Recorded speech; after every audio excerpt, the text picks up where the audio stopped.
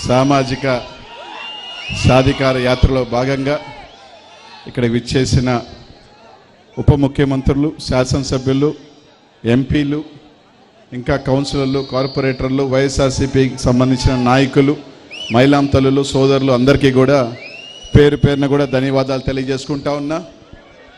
మామూలుగా ఎవరైనా లాస్ట్లో ఒక పెద్ద స్పీచ్, అదిరిపోయే స్పీచ్ ఉంటుంది. రవి మాట్లాడిన తర్వాత ఇంకెవరికి కూడా మాట్లాడే పరిస్థితులు లేకుండా ఉన్నాయి. మామూలుగా ఎక్కడైనా ఉంటే ఫస్ట్ మాట్లాడేసి పనుందని వెళ్ళిపోతాం.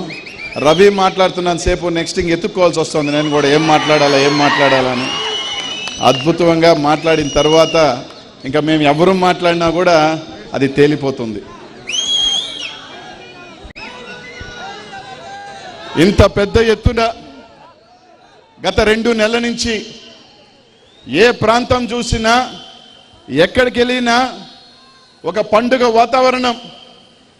జగనన్న ఏదైతే 2019 తర్వాత తాను చేసిన కార్యక్రమాలు కానీ, ఏ విధంగా బీసీలు, మైనారిటీ, ఎస్సీ ఎస్టీలకి పదవులు కానీ, పథకాలు కానీ, స్వతంత్రం వచ్చిన తర్వాత ఏ ఒక్క ముఖ్యమంత్రి చేయని విధంగా చేసిన పనులన్నీ కూడా ఈరోజు ప్రతి ఒక్క ప్రాంతంలో, అటు ఇచ్చాపురం నుంచి కుప్పం దాకా, ఇటు కర్నూలు నుంచి తడదాకా తీసుకున్నా కూడా రోజుకి 3 ప్రాంతాల్లో సభలో హోరెత్తిస్తూ ఈరోజు ముందుకు వెళ్తుంటే, ఎక్కడ చూసినా కూడా జగనన్నకి నీరాజనాలు పడతా ఉంటే, ఈరోజు రేపు 2024 రాబోయే పండగ జూన్లో జగన్మోహన్ రెడ్డి గారి ప్రమాణ స్వీకారం ఇప్పటికే అర్థమైపోయినట్టుంది.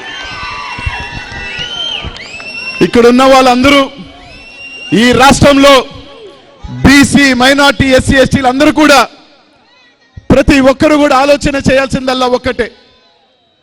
స్వతంత్రం వచ్చిన తర్వాత ఎంతో మంది ముఖ్యమంత్రి రాష్ట్రంలో వచ్చారు, పెద్ద పెద్ద ముఖ్యమంత్రులు వచ్చారు. దాంట్లో 2 గుర్తుండిపోయే ముఖ్యమంత్రులు, ఒకరు ఎన్టీ రామారావు గారు అయితే ఒకరు రాజశేఖర రెడ్డి గారు. కానీ 2019 తర్వాత వచ్చిన ముఖ్యమంత్రి, వీరి ఇద్దరిని కలిపితే ఎవరు అంటే అది జగన్మోహన్ రెడ్డి గారు అని చెప్పి తెలియజేస్తా ఉన్నా.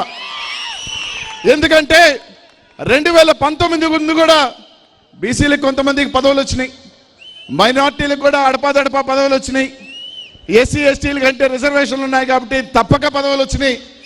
కానీ 2019 ఎన్నికల ముందు ఏదైతే జగన్మోహన్ రెడ్డి గారి పాదయాత్ర చేస్తూ ముందుకు వెళ్ళి ఈ రాష్ట్రంలో భారతదేశ చరిత్రలో 50% ఓట్ షేరు పైగా 80% సీట్లతో 151 సీట్ల కైవసం చేసుకున్న ముఖ్యమంత్రి జగన్మోహన్ రెడ్డి గారు ప్రమాణ స్వీకారం చేసిన తర్వాత ఈ రాష్ట్రంలో చూస్తే ఏదైతే బడుగు బలహీన వర్గాల మైనారిటీ, ఎస్సీ ఎస్టీలు నన్ను గుండెల్లో పెట్టుకొని చూసుకున్నారో, వాళ్ళు ఏ విధంగా చూసుకోవాలి అని చెప్పి మంత్రి పదవుల దగ్గర నుంచి రాజ్యసభ సభ్యులు కానీ, మేయర్లు కానీ, జెడ్పీటీసీలు కానీ, కార్పొరేషన్లు కానీ, కౌన్సిలర్లు కానీ, కార్పొరేషన్ చైర్మన్లు కానీ, ఏ పదవులో చూసుకున్నా కూడా 1/2% పైగా వాళ్ళకి రాజ్యాధికారం ఇచ్చి ఒక గౌరవం ఇచ్చిన ముఖ్యమంత్రి మన జగన్మోహన్ రెడ్డి గారు అని చెప్పి తెలియజేస్తా ఉన్నా. కొంతమంది మాట్లాడారు తెలుగుదేశం పార్టీ నాయకుల మధ్య, బీసీలు, ఎస్సీ ఎస్టీలు ఎవరంటే వాళ్ళు సున్నాళ్ళు, జగన్మోహన్ రెడ్డి గారి ప్రభుత్వంలో వాళ్ళకి విలువ లేదని. కానీ ఆ తెలుగుదేశం పార్టీ నాయకులు కానీ, మిగతా నాయకులందరూ కూడా గుర్తుపెట్టుకోవాల్సిందల్లా ఒకటే, అది ఆ సున్నా పక్కన 1 జగన్మోహన్ రెడ్డి ఉంటే కౌన్సిలర్లు అవుతారు, 2 సున్నాల ముందుంటే జెడ్పీటీసీలు అవుతారు, 3 సున్నాల పక్కన ఉంటే ఎమ్మెల్యేలు అవుతారు. ఆ పక్కన 0 కలుపుకుంటూ పోతే దేని ఎంత విలువ ఉంటుందో ఆ బీసీ, ఎస్సీ ఎస్టీల ముందు నిలబడే 1 జగన్మోహన్ రెడ్డి గారు అని చెప్పి అందరికీ కూడా తెలియజేస్తా ఉన్నా. చాలా మందికి తెలియదు, ఆ 0 కనుక్కుంది మన భారతదేశం వాళ్ళే. ఆ 0 మీ దగ్గర ఉంటే విలువ లేదేమో, కానీ జగన్మోహన్ రెడ్డి దగ్గర కానీ విలువ ఉంటే వజ్రాల్లాగా చూసుకునే వ్యక్తి జగన్మోహన్ రెడ్డి గారు అని చెప్పి తెలియజేస్తా ఉన్నా. ఈరోజు ఇక్కడ మహిళాం తల్లులు కూడా ఉన్నారమ్మా. ఆలోచన చేయండి మీరందరూ కూడా. 2024లో ఎన్నికలకు వస్తా ఉన్నారు. జగన్మోహన్ రెడ్డి గారు పథకాలు ఇచ్చినప్పుడు మాత్రం ఏం మాట్లాడారు? ఈ రాష్ట్రంలో జగన్మోహన్ రెడ్డి పంచడం తప్ప ఏం చేయట్లేదని చెప్పారు. అదే ఎన్నికలు వచ్చే తలకే ఒక పప్పు మాట్లాడాడు, మీకు గుర్తుందో లేదో, లెక్కలు రాని పప్పు.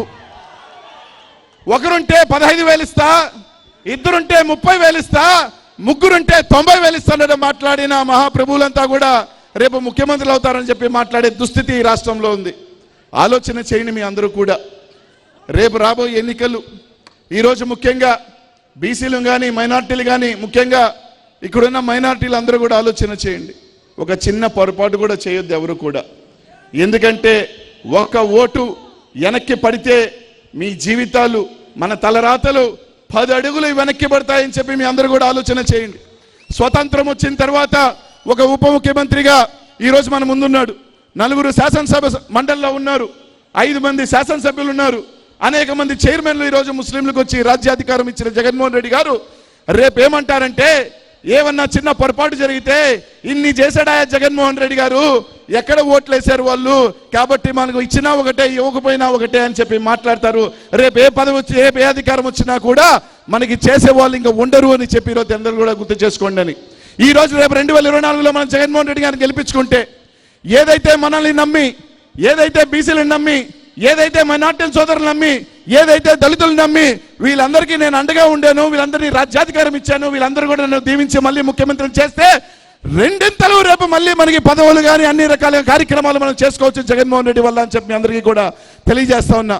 కాబట్టి ఆలోచన చేయండి.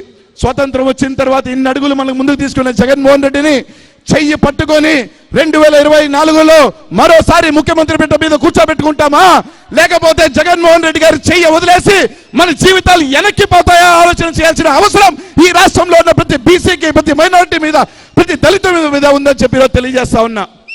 ఈరోజు మీ అందరూ కూడా ఆలోచన చేయాలా. చాలా మంది మాట్లాడతారు, తెలుగుదేశం పార్టీలో ఉన్న నాయకులందరూ కూడా ఈ మధ్య మాట్లాడుతూ ఉన్నారు, చూస్తూ ఉన్నాము కూడా. ఏమని మాట్లాడుతూ ఉన్నారంటే, ఈరోజు రేపు మేము అయిపోతున్నాం, ఆరిపోయే దీపాలకి వెలుగు ఎక్కువ అంట.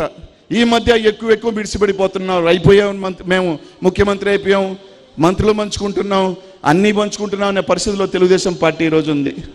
చూస్తాం 2024లో ఎవరికి ఎక్కడ పెడతారో, ఎవరిని ఎక్కడ పొడిస్తే ఎవరు ఎక్కడ పడతారో, ఎవరిని ముఖ్యమంత్రి పీఠం మీద కూర్చోబెట్టాలో ఈ రాష్ట్ర ప్రజలు ఇప్పటికే డిసైడ్ అయిపోయి ఉన్నారని చెప్పి ఈరోజు మీ అందరికీ కూడా తెలియజేస్తా ఉన్నా. ఇంకొక ఆయన పార్టీ పెడతాడు, దేనికి పార్టీ పెట్టాడో తెలియదు. ఎవడైనా పార్టీ ఎందుకు పెడతాడమ్మా? నేను ఎన్నికల్లో నిలబడితే ఎందుకు నిలబడతాం? నేను గెలవాలని నిలబడతాం, నాకు పదవి కావాలని నిలబడతాం, లేదా నేను ముఖ్యమంత్రి కావాలని పార్టీ పెడతాం. కానీ ఈ ప్రబుద్ధుడు పార్టీ ఎందుకు పెట్టాడంటే, పక్కనోడు ముఖ్యమంత్రి కావాలని పార్టీ పెట్టాడంట. ఎందుకురా నువ్వు పార్టీ పెట్టావంటే, జగన్మోహన్ రెడ్డి ఓడించాలా, చంద్రబాబు నాయుడు గారు ముఖ్యమంత్రిని చేసుకోవాలని చెప్పిన పార్టీ పెట్టిన ఈ ప్రబుద్ధుడి గురించి కూడా ఈరోజు నీతులు ఈరోజు మాట్లాడుతున్నా అంటే ఇనే దౌర్భాగ్యం ఈరోజు మన అందరికీ ఉందని చెప్పి ఈరోజు మీ అందరికీ కూడా తెలియజేస్తా ఉన్నా. ఆలోచన చేయండి. ఈరోజు రాష్ట్రంలో అందరూ ఒక్కటవుతా ఉన్నారు.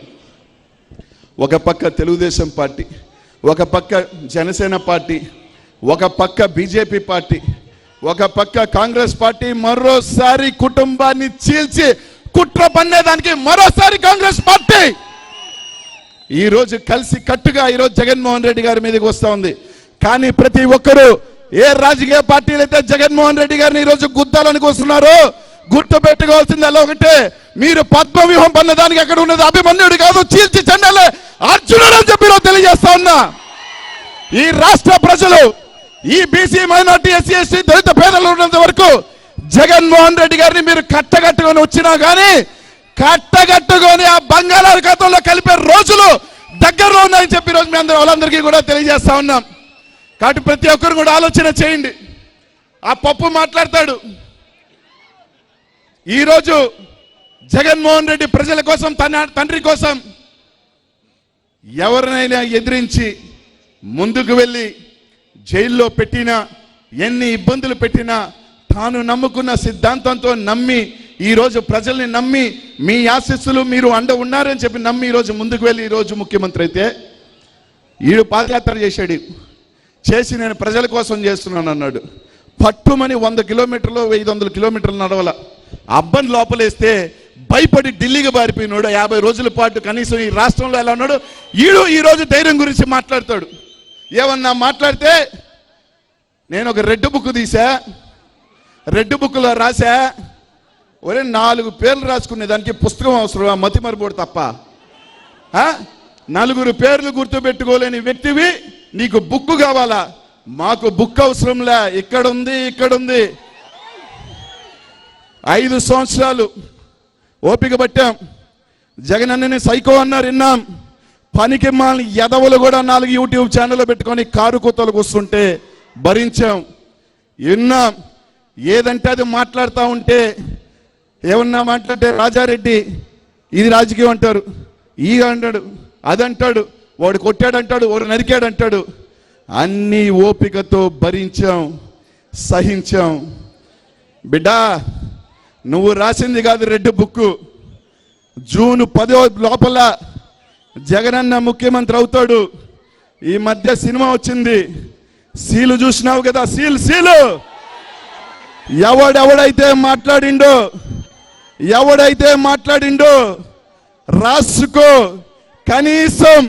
కనీసం లెక్క పెట్టుకోండి.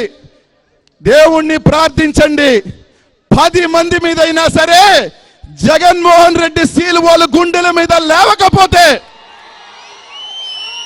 వాళ్ళ గుండెల మీద జగన్మోహన్ రెడ్డి సీలు వేయకపోతే జగన్మోహన్ రెడ్డి సైనికులు కాదు బిడ్డ. నువ్వు రాసుకునేది రెడ్ బుక్ అయితే మేమిక్కడ రాసుకున్నాం, ఇక్కడ ఉన్నాయి. లెక్క పెట్టుకోండి. 10 పేర్లు, 10 చీటీలు ఎత్తి మరి అప్పుడు జగనన్న గమ్ముగున్నమన్నా కాముగున్నమన్నా వేస్తాం సీల్. అవసరమైతే అన్న కోసం లోపలికి వెళ్ళేదానికైనా సిద్ధంగా ఉండి, జూన్ తర్వాత 10 తర్వాత జగనన్న సీఎం అయిన తర్వాత నీ రెడ్ బుక్ కాదు బిడ్డ, సీల్ రాసుకో, వేస్తా. జగనన్న మీద పేరు పెట్టి, జగనన్న పేరు పెట్టి వేస్తాం. కారు కూతలు ఒకడు సైకో అంటాడు, ఇంకోటి రకరకాలు అంటాడు, ఇంకోటి రకరకాలు అంటే చేత కాక కాదు, చెయ్యలేక కాదు. జగన్మోహన్ రెడ్డి కనుసైగా చాలు బిడ్డ, ఎవ్వరు ఉండరు. మీరు కూడా మాకు చేతొచ్చు, అంతే తప్ప నచ్చినట్టు ఇష్టం వచ్చినట్టు మాట్లాడతారు. మాకు ఆవేశాలు ఉన్నాయి, మాకు కోపతాపాలు ఉన్నాయి, కానీ ఓపిక కూడా ఉంది. కాబట్టి ఆ పప్పుకు చెప్తున్నాను, 4 మాటలు మాట్లాడితే 4 రెడ్ బుక్కులు రాస్తే తడిసిపోయే ప్యాంట్లు వేసుకొని మేము లేవు. ఇక్కడ జగన్మోహన్ రెడ్డి అభిమానులు, జగన్మోహన్ రెడ్డి కోసం ఏం చేసేదానికి కొంచెం వేలాది మంది ఇక్కడ కాసుకో ఉన్నారు, సిద్ధంగా ఉన్నారని చెప్పి తెలియజేసుకుంటూ, ఇక్కడున్న ప్రతి ఒక్కరు కూడా ఆలోచన చేసి రేపు రాబోయే ఎన్నికల్లో శిల్పా కుటుంబం అందరికీ తెలుసు, డబ్బులు ఉండటం గొప్ప కాదు. చాలామందికి వేల కోట్లు ఉన్నాయి, కానీ 10 మందికి మంచి చేసే గుణం, 10 మందికి పంచే గుణం కొద్ది మందికే ఉంటుంది. డబ్బులు ఎవరో నా ఇంటికి వస్తే డబ్బులు ఇచ్చి దులుపుకోవటం కాదు, అది ఎవరు కూడా చేస్తారు చాలామంది. కానీ కొన్ని సంస్థలు పెట్టి ఆ సంస్థల్ని కొన్ని సంవత్సరాల పాటు నడపటం అనేది చాలా కష్టమైన పని. అట్లాంటి పనిని ఈ రాష్ట్రంలోనే ఎవరైనా చేస్తున్నారు అంటే అంత మంచి పని ఇన్ని సంవత్సరాలుగా అది ఖచ్చితంగా శిల్పా కుటుంబానికే చెందుతుందని చెప్పి తెలియజేస్తున్నాను. కాబట్టి అట్లాంటి కుటుంబాన్ని దూరం చేసుకోవద్దు. నంద్యాలలో వైఎస్ఆర్సీపీకి సంబంధించిన ప్రతి నాయకుడికి 2019-17 ముందున్న వైసీపీ నాయకులందరికీ కూడా ఈ నియోజకవర్గానికి సంబంధించి ప్రత్యేకమైన అనుబంధం ఉంది అని చెప్పి ఈరోజు తెలియజేస్తా ఉన్నా. నిజంగా చెప్పాలి అంటే నేను ఎక్కడి నుంచి మాట్లాడుతున్నానో ఆ 3 డివిజన్లు కూడా ఎన్నికలప్పుడు నేను ఇన్ఛార్జిగా వ్యవహరించిన డివిజన్లు 40, 41, నాకు తెలిసి 42కు సంబంధించిన ఆ 3 డివిజన్లకు సంబంధించి ఇన్ఛార్జిగా ఉన్నాను. దాదాపు 15 రోజుల పాటు ఈ 2 వీధుల్లోనే అనుకుంటా మొత్తం తిరిగి నాకు మా అందరికీ కూడా ఇక్కడ అనుబంధం ఉందని చెప్పి తెలియజేస్తున్నా. రవి చూసేదానికి సౌమ్యుడిగా ఉంటాడు, కానీ షార్ప్ బిడ్డ. ఇందాకే చెప్తున్నాడు మా డిప్యూటీ సీఎం, అబ్బా ఏం మాట్లాడుతున్నాడబ్బా అని. అన్న అప్పుడు 4, 5 ఉండేవాళ్ళు మేము అరుచుకునేదానికి, ఇప్పుడు ఏం లేదు. జగన్మోహన్ రెడ్డికి 100 మంది బాణాలు వదులున్నాడు, ఏ బాణం యాడైనా సరే గుచ్చుకుంటుంది. అందరు షార్ప్గా ఉన్నారు ఇప్పుడున్న యంగ్స్టర్స్.